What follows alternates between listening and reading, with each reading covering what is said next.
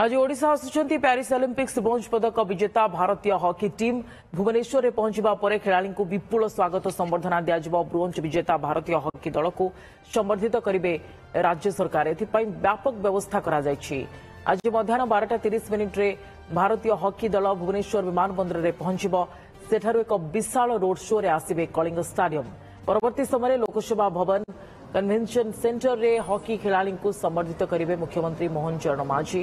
प्रत्येक खिलाड़ी को राज्य सरकार 15 लाख और सपोर्ट स्टाफ को 10 लाख टंका लेखे पुरस्कार राशि प्रदान करने को पूर्व घोषणा करथिले मुख्यमंत्री।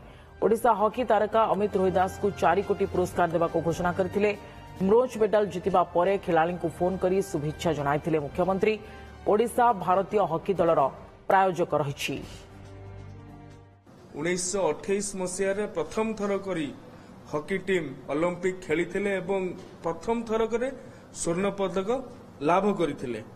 आज पर्यंत आम पाखरे 8टी स्वर्ण, 1 रौप्य और 4टी कांस्य मिसेकी 13टी मेडल केवल आम हॉकी रु पाइछंती एवं आम सरकार 2036 मसीहा पर्यंत हॉकी टीम को जो प्रोत्साहन जगौची, हॉकी इंडिया को जो पृष्ठपोषकता जगौची, जेहेतु 2036 मसीह माननीय मुख्यमंत्री विकसित ओडिशा विजन 2036 डॉक्यूमेंट तैयारी करुछंती। आमर स्वतंत्र उत्कल प्रदेश गठन को 100 वर्ष पूर्ति पालन हेबो। से समय रे ओडिशार हॉकी टीम को ओडिशार सरकार आम हॉकी टीम को भी पृष्ठपोषकता करुथु।